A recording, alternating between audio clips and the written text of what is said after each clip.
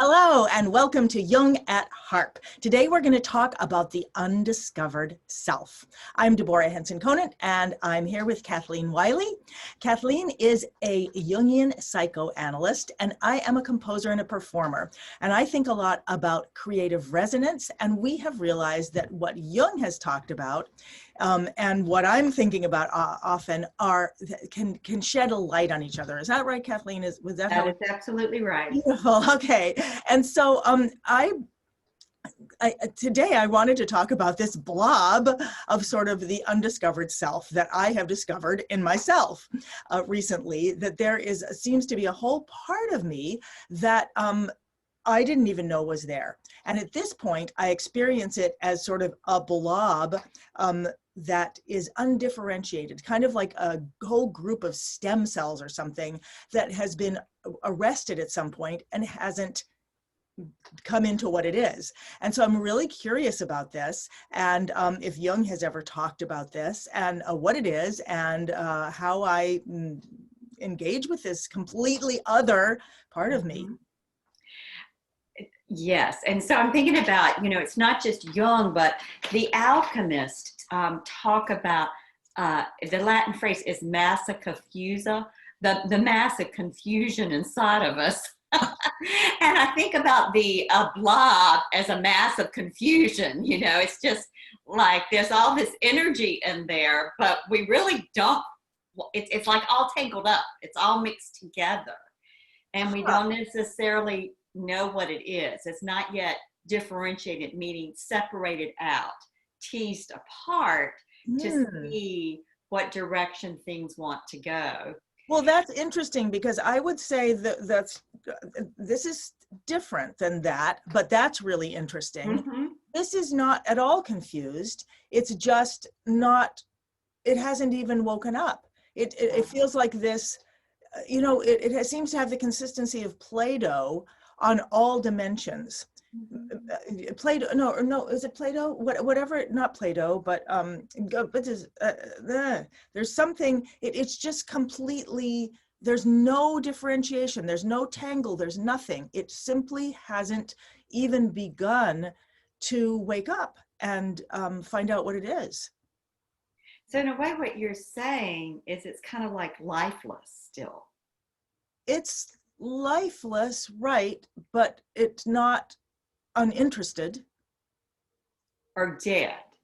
I wouldn't say it's dead yet. Yeah, it's just it's not, it's like just hasn't, it hasn't woken up on so many levels you can't even imagine. And it hasn't woken up on every level. Well, that's interesting. I think what I'm wondering, is it that the blob hasn't woken up, or that the ego, the self that you are, does not yet have any awareness of the energy that's in it?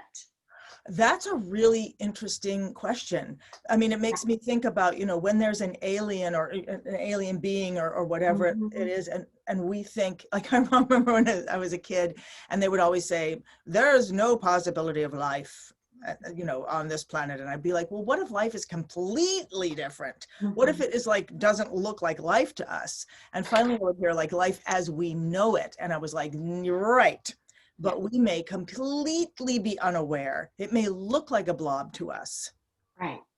Yeah, that's what I wonder, because the fact that you're even interested in getting to know it, and the fact you're aware of it, would indicate there's some energy stirring in it to have called your attention to it. That's true. And I get the sense it's interested in me as well. I mean, I have a feeling it probably is having the same feeling, like, what? I'm inside something? Right. So perhaps the confusion only lies between your conscious knowing about it and its knowing of you more directly. Okay, I'm also kind of embarrassed. I'm like, whoa, we're going into this sort of, but this is my experience, and I'm really curious what will bring it alive. And the funny thing is, I have a funny feeling that regimentation is something that this thing is very interested in. So like, it needs a structure in order to feel safe to come out. Yeah, or that it even might needs a structure in order to know how to come out. Mm-hmm. Mm-hmm. Yeah. Yeah. Almost like there's a labyrinth that we need to build to bring that out of us. Mm-hmm. Mm-hmm. You know, one of the things that I'm thinking about, and that Jung talks about, how we are not born a blank slate. Jung did not believe we were born a blank slate. He believed that we were born with energies already existent in us.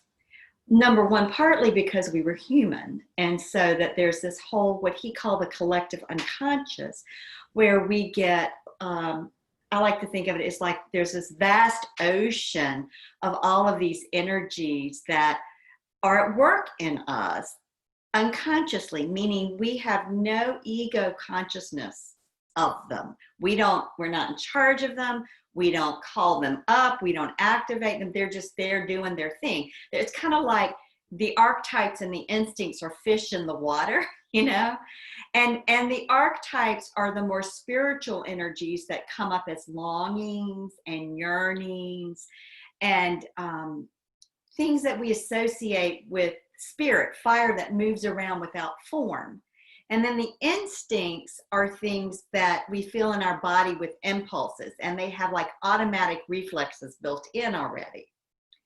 So mating, for instance, is an instinct. You know, it's developmentally, there's an instinct that prompts people to want to mate. We see that all the time. So I think part of what I'm wondering about is if this experience you're having is that there's still some energy there for you that wants you to have a personal relationship with it, and that wants you to build that structure you were talking about, that labyrinth, to let that energy flow out into you and through you. Well, it's fun. Two things are coming up. First of all, one of my first thoughts is, well, wait a second, it is me. So, right. Or what is me and what isn't me? And then the other thing is, I just want to get some practical clarity on this. When Jung says we're born with this stuff, like, I mean, I probably don't really remember this, but I think I remember hearing my parents singing from inside the womb. So I mean, I know that, you know, the womb is kind of like an egg. Anyway, I mean, you know, like, when does he mean when we're born, like come out of the womb, or when we're born as in like when we, you know, like start differentiating? No, when we're actually in utero. Okay, so when we achieve consciousness, maybe. Right. Okay. Right. Well, it's not. Well, I wouldn't say it that way. Although I think I understand why you're saying it that. I think that what I would say is that there are certain things that we are born with because we're born human.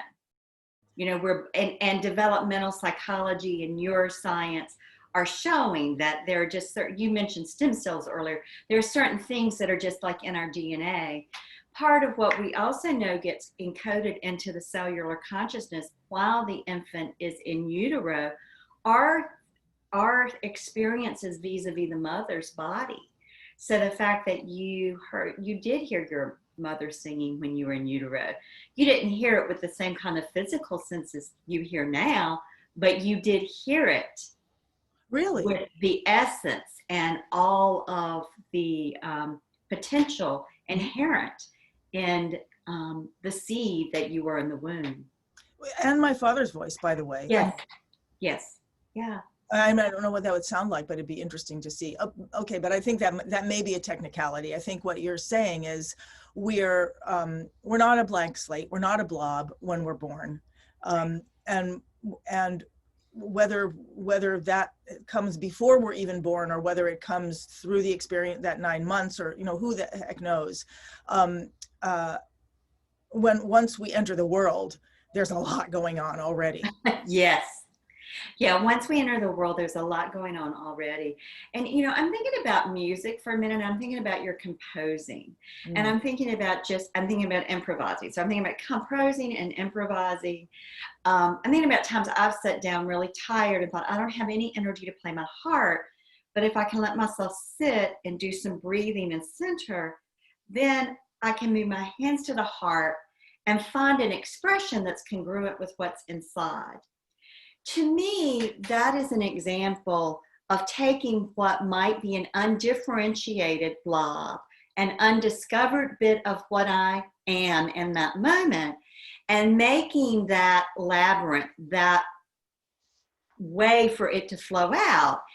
And part of what happens in that process is that there is something of one's own nature then one gets to know in a more conscious, intentional, focused way. That makes perfect sense. And as you're saying it, I'm realizing, oh, right, that's what I talk about. That's what I realized after, and sorry for the background noise here, something's being built.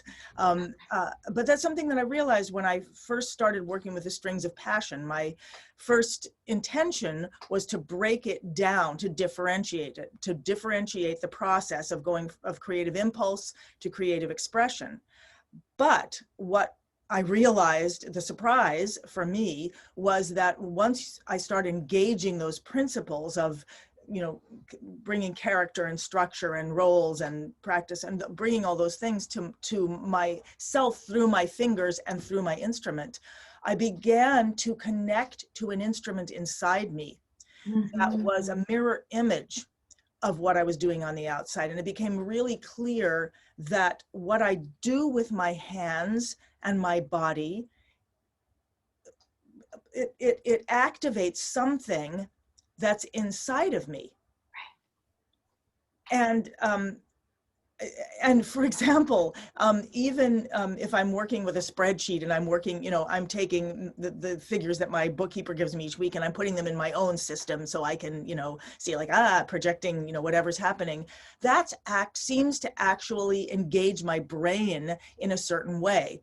Like looking at financial numbers seems to affect how I engage with them. Looking at things seems to, anyway, I feel like I'm just saying what you were saying, is that there's a resonance inside of us, which I call creative resonance, that comes from our engagement. Yes. And there's a creative resonance that wants our engagement. So you're saying that blob in you wants to engage you too, that there is this reservoir of energy, is how I like to think about it, that, you know, at any given time, we are so much more than we have any idea about. And when we can begin to embrace that there's the me I know, and then there's this me I don't know. And it's all me. Well, yeah, I mean, as I started identifying this, like, whoa, what's that? I mean, not my exact next thought, but one of the next thoughts was, wonder how many more of these there are. And you're kind of suggesting there might be a lot of them. There might be. So going to Jung, would you talk to me about the undiscovered self? Like, what does, because when I brought this out to you, you said, oh yeah, Jung talks about that in this way. And so would you be willing to just sort of talk about that and what Jung has to say about that, and then how you experience that in your work? Well, I think we already are, because what Jung was alluding to is that there are these other energies in us that want to be in relationship to us and that want to find conscious avenues of expression. And, you know, that can be different that's different for every individual person, you know. So, for instance, you work with a lot of harpists who come to the harp as adults. I know you also work with a lot of lifetime professional career harpists also who want to find a new passion for their playing. So it's both and. But I want to suggest that the adult student, for instance, has a journey of discovering an inner harpist that perhaps they never ever had any idea of, whereas the career harpist knows there's been a harpist there since 12.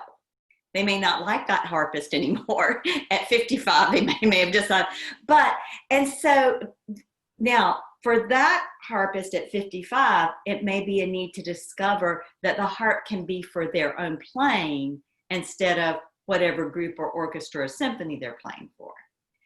But all of those are undiscovered, I like to call it pockets of expression. If we want to make it more technical, they're pockets of our own libido or psychic energy or life force. Libido is the same thing as psychic energy, which is the same thing as life force. And it sounds like that could itself be a blob of, I mean, well, it is the massa confusa. It is the big ocean. It's the ocean with all of these things in it. But when it's in the ocean, we can't see what's there. Because the ocean, it is of the ocean and we're in the ocean. So is that well, why? or we're outside of the ocean. We're either in it or we're outside of it. With, you know we can go literally in the ocean scuba diving or down in a submarine and we can see, or maybe we can hold our breath and do some deep dives and see some things. But it requires special instrumentation. Oh, so you're saying the ocean of our subconscious in a sense. Right. Oh. Yeah. Because the ocean of the subconscious or unconscious is where the blob is now emerging from, that you even know it's there. Oh, interesting. But it's a different, so the ocean of unconsciousness it's a different dimension. It's not literally below us. It's like in deeper inside. It's a different dimension. Yes. It's a dimension, a layer, if we want, whatever imagery or word works for you. Yeah. So how many, this is a dumb question, but I'm going to ask it anyway. How many dimensions do we have as human beings and how do we engage them? Because, well, that's how that question could be answered many different ways from many different philosophical, psychological, and spiritual traditions. Let's do them all.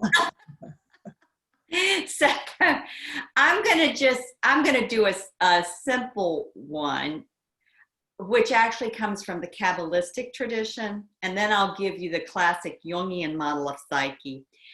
For me, I like to think that we have 4 dimensions. There's the physical dimension, there's the emotional dimension, there's the mental dimension, and then there's the spiritual dimension. So I like thinking in terms of, okay, what's going on physically right now? What's going on in my body? What's going on literally with my sensations, my environment? What's physical? What's going on in the emotional dimension? Or sometimes I talk about it as the emotional body. So, what is the affective energy that's coming up? Emotion always has a feeling quality. It activates something in the body as well as activates some sense of what's going to be happening or is happening. And then there's the mental dimension, which is what we're thinking and how we're making sense of something. And also what our heart's desires are. Because the desire nature and the sense of our heart and the intellect form the mental plane. Okay. So say that. Yeah, our heart's desires and our intellect working together form the mental plane. That our mental body is not rationality and reason alone. Our mental body is the head with the intellectual rationality and reasoning capacities, but it's also the heart with what it values and how it experiences the whole. And it's also the gut with what we know from all of our instinctive wisdom. Okay, this is reminding me of a book, it was about the mind, and it was helping me, it helped me understand that the mind isn't just in our brain is the brain. That's right. The mind is throughout our body. That's right. Okay, so I think that's what I'm hearing about mental. Yes. Okay. Yeah. Can you say those 4 dimensions again? There's the physical. There's the physical. There's the emotional. Oh, emotional, mental, and then spiritual. spiritual. Okay. Okay. I'm trying to remember why we're talking about this, aside from the fact that it's fascinating, like where it fits with what. Oh, well, because I asked how many dimensions. Okay, got it. All right. There, carry on.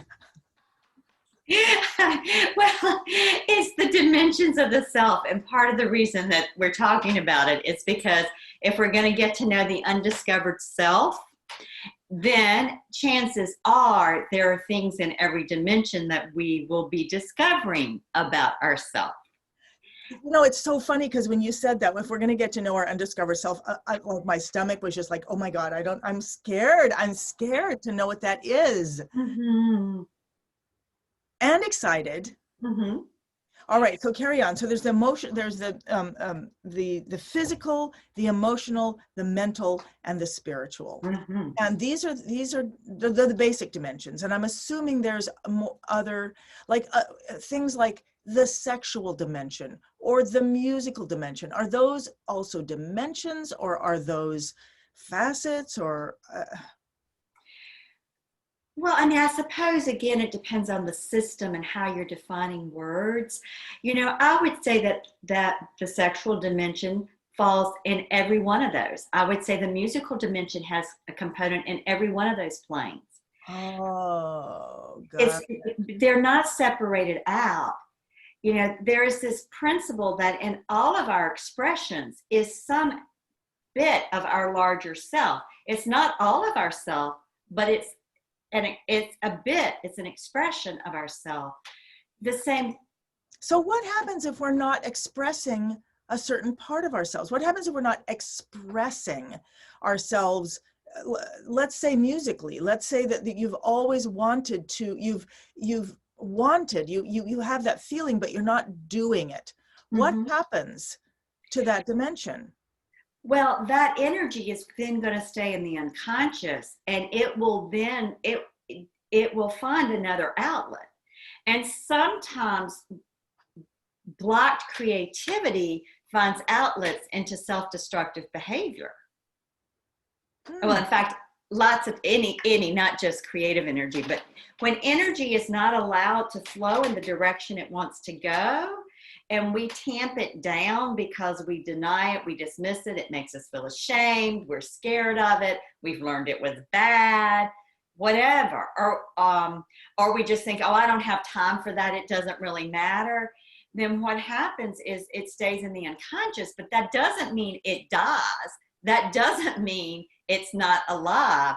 It has energy that's gonna find an outlet, and often that gives rise to what we call neurotic behavior.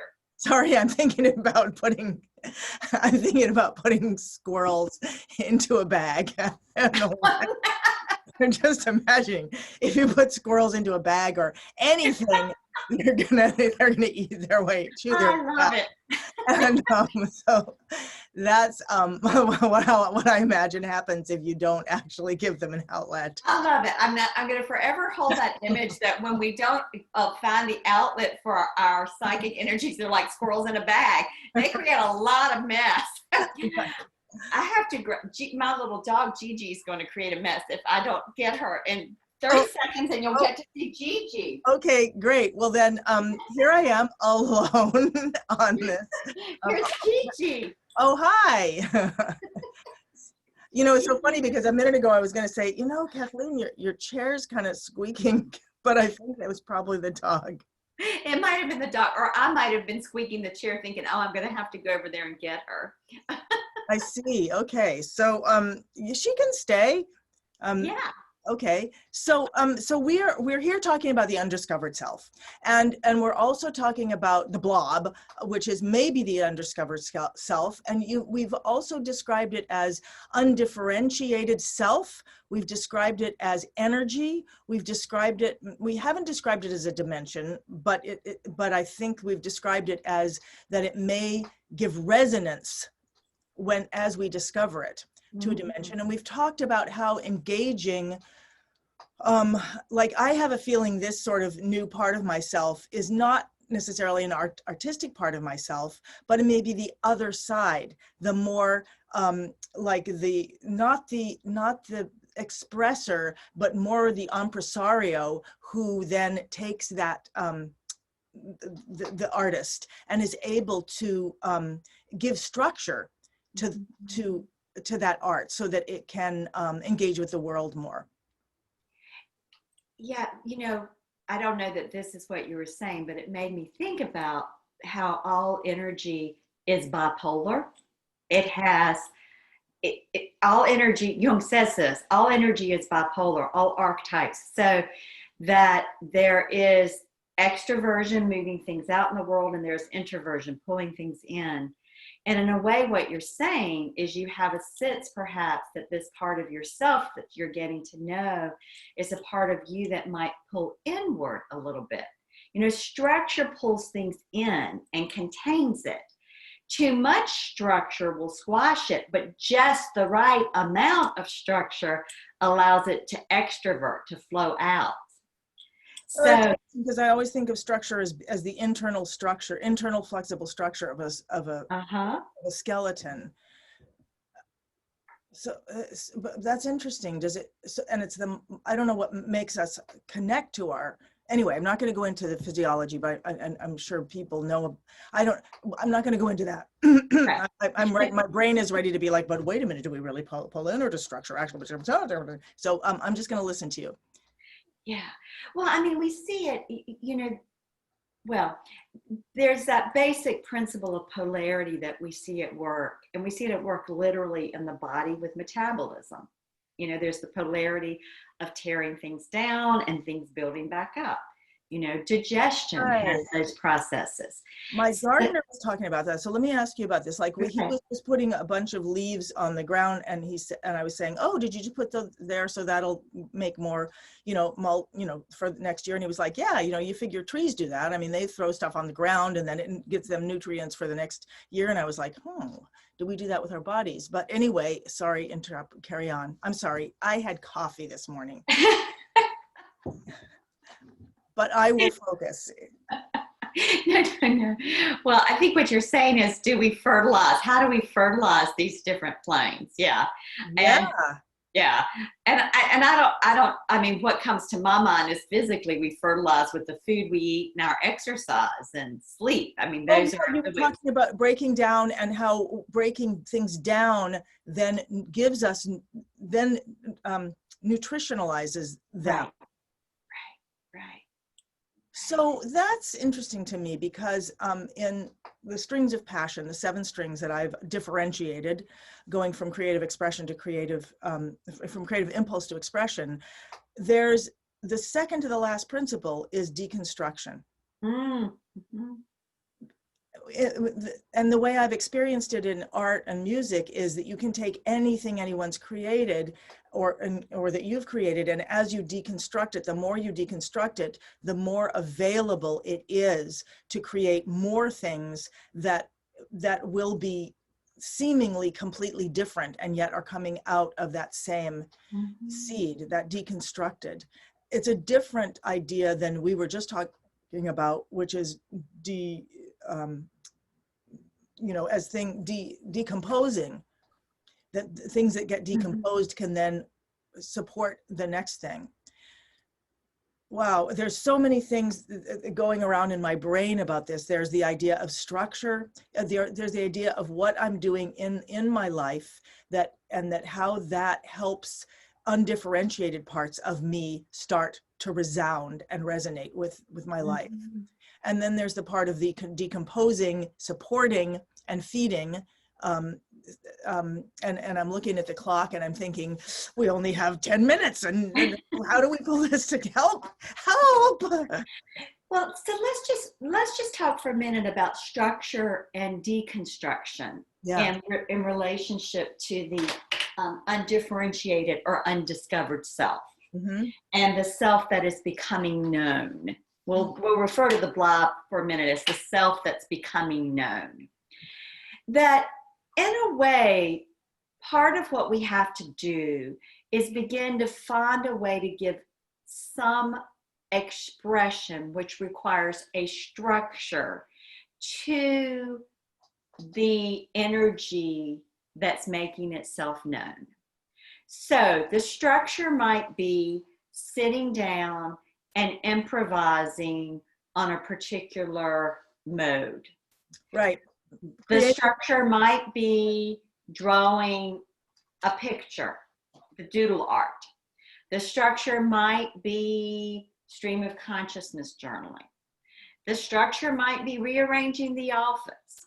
But we have to give some structure for this energy to begin to find its way out here, where we can be in greater, clearer relationship to it. So then we create something in the process, a structure, and maybe we start listening and it's not quite right. So then we begin to deconstruct. We begin to go deeper into, okay, here's these 3 phrases of music I've just composed. I really love this first one, but about halfway through the second phrase, I just am not as present. And then the third one, and we start to tease apart little nuances, subtleties, momentary subtleties. You know, which is what, by the way, I think Debussy did in La Mer. I looked that up this week and began listening to it. And there are these 3 segments about the sea and what happens to the sea at different times. And he deconstructed the totality of the experience of the ocean, the sea, in order to create a structure that really captured and expressed each of those states. You know, that's as you're talking about this, I'm seeing the words engaging, engaging with it, expressing with it, listening to it, and it's as you're talking about Debussy, it's making me think of when I decided to play Hendrix' Star Spangled Banner on the harp. And my first thought was like, well, I'm going to listen to Hendrix and I'm going to, deconstruct it. I'm going to, figure it out note for note, blah, blah, blah, blah, blah, blah. And I was having a lot of trouble with that. And then suddenly I had this moment when I was like, expletive, expressive expletive here. Oh my God.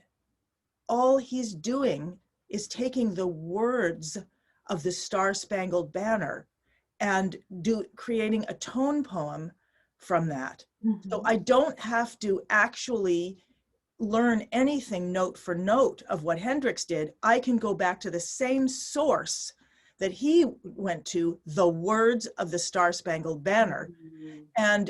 and the way that he expressed them, and then I can take the same journey that Hendrix took without trying to follow footstep by footstep. And then I was able to just do it. It wasn't difficult at that point.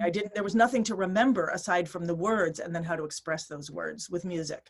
Not even how to express, but then to let myself express those words through music and using the tools that he had, which were strings, distortion, and, and bending, and that so then I could follow his path mm-hmm. on the electric harp.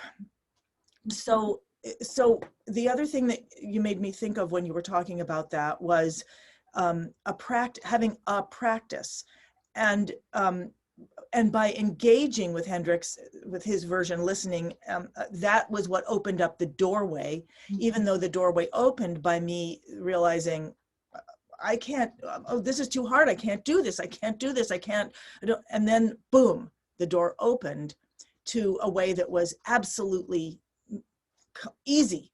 Mm-hmm. Mm-hmm.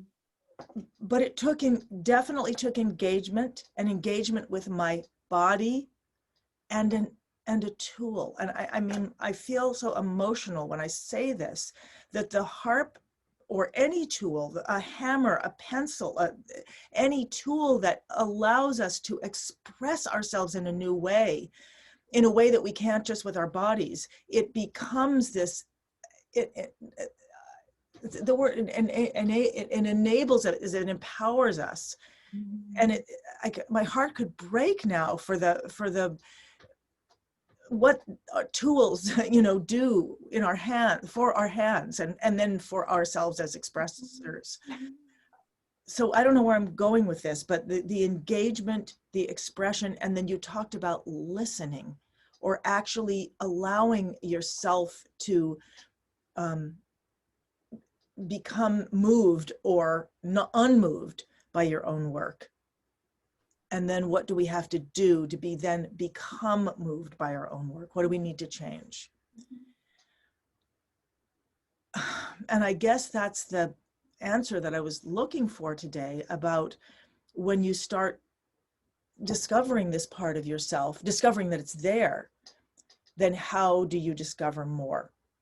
You engage with it in some way. If it's, you know, for me, it may be through an Excel spreadsheet, because that's the part of me that hasn't been explored. And through others, it may be through an instrument. And then be within that discomfort, create a practice that allows me to be within the discomfort of what I'm not actually expressing, so that I can then start expressing the truth of something I've been given. Yeah, I was just thinking about how you're the tool. You know, when you were looking to play Hendrix's version of the Star Spangled Banner and make it your version, then you were the tool. You know, you were aware of what you were feeling in your body physically. You tuned into the emotion inherent in the tones. You used all of your mental capacities, your desire to be able to play that on the harp, and all you knew about harp technique, harp possibilities, etc., to then give expression to this energy, you know? And so you were the tool, and you worked on all four of those dimensions that I mentioned earlier and brought them to bear on this project, which was rooted in a desire of your heart. Right, a desire to experience and to share the experience of Hendrix with the Star Spangled Banner. Right. And it's so funny that often the first intention is pretty silly. You know, it's like, well, I want to be like Jimi Hendrix on the harp.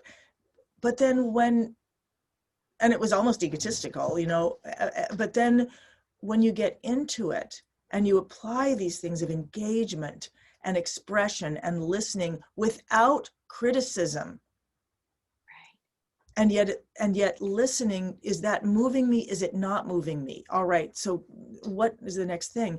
That then it starts becoming a very deep and powerful thing. And any intention or thought we have, like, I want to be like Jimi Hendrix on the harp, is not silly. It's a communication of some yet to be known part of yourself. That intention was from that part of you that then you got to know more deeply. That's right, because then that impacted what I learned from doing that, impacted my playing on every level, level. Yes, yeah. So there's nothing that we say, think, do, feel, or experience that is separate from who we really are. It all expresses some bit of our true nature, of our larger nature. Our larger nature being our historical self with all of our personal history and all of those early childhood experiences that shape us. And our larger self, including all of those dimensions of ourself that are yet to be known, that still are part of the unconscious self that we are. All right, so this is beautiful as always. And so I know what I'm going to do, you know, this week on this. And I would, if I were to give something, and it's so often I find that it's the same thing, which is, I would say that whether it is that, you know, that I or you are wanting to explore that undiscovered self that is an artist, or that feels like an the artistry, or the more practical undiscovered self, that I am going to literally use a timer and spend time in a realm that I feel connects with that. So if it's an artistic realm, then I'm just going to spend time with an instrument, or singing, or drawing, or what it is. And if it's a practical realm, I'm going to spend time with spreadsheets and numbers and timers, and see what that gives me. Mm-hmm. And I'm going to encourage others to do the same. And so how about you, Kathleen? Oh, and I'm going to use checklists too. You know, I would like to say what I'm going to do is I'm going to pay attention to those silly impulses and thoughts that come up, that either I hear myself saying to myself or I hear out loud. And I'm going to, instead of dismissing them as being, oh, I could never do that, or I don't have time for that, or whatever, I'm going to pay attention to them, write them down in my journal, and then begin to use the principle of deconstruction to look at possibilities that might help me take a step in that direction. That sounds great. And I realize one other beautiful thing about our conversation is that I'm going to take something from you and put that into play. And it sounds like you're going to take something that I brought up and put into play. And this is the beauty of conversation. That's right. Thank you so much once again, Kathleen. You're welcome. Always an absolute pleasure. And I look forward to our next conversation. All right. Bye-bye. Thank you. Bye-bye. And everybody, thank you for joining us.